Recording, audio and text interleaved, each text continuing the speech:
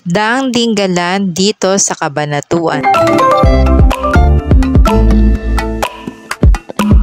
Hello friendly people! Good day po sa inyong lahat. For today's video, another road trip na naman tayo kung saan ako ay nakakita ng isang pwesto na dito ay meron tayong mabibili ng mga isda na galing pa po ito sa Dinggalan. So ito yung kanila pong pinaka harapan ng kanilang pwesto na matatagpuan dito yan sa may barangay Kapitan Pepe, Cabanatuan City.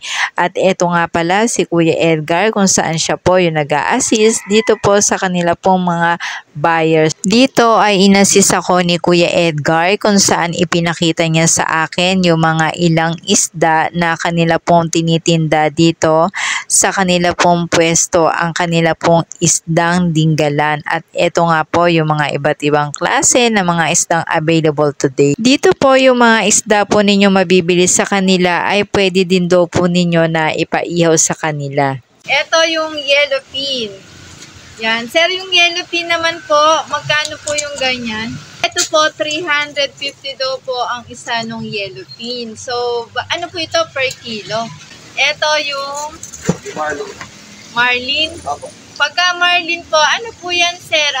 Ano bang mga luto pwede dyan sa marlin? Ha? Steak. So, itong marlin ay para sa mga steak. Karamihan yata sa mga restaurant to, no? Magkano pong lang marlin? Ayan. So, ito yung marlin. So, ito ang presyo daw po na to ay 400 per kilo. Ayan. Tapos, ito naman, sir. Sir, ano to? Ito ay lamarang po. Lamarang.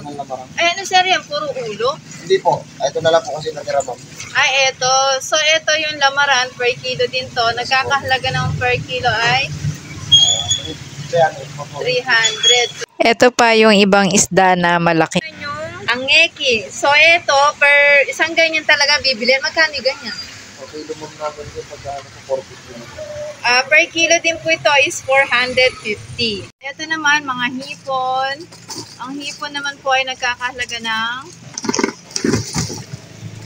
magkano sa rin hipon? 500 per kilo. Ayan, lalaki. Grabe. Pampano. Ito, pwede ito. May mga sabaw-sabaw siguro, ano? Ang laki. Grabe. Magkano naman po, sir, per kilo na to?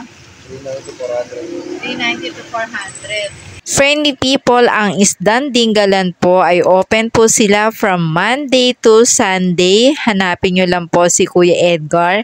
24 hours daw po ay open po sila at sila po ay matatagpuan dito sa barangay Kapitan Pepe, Cabanatuan City, kung saan ang kanila po mga tindang isda na galing sa Dinggalan ay dinala po nila dito sa Cabanatuan City. Friendly people, thank you for watching. Ito po yung mga seafoods na galing pa po ito sa Dinggalan. Thank you for watching. Bye everyone. God bless po.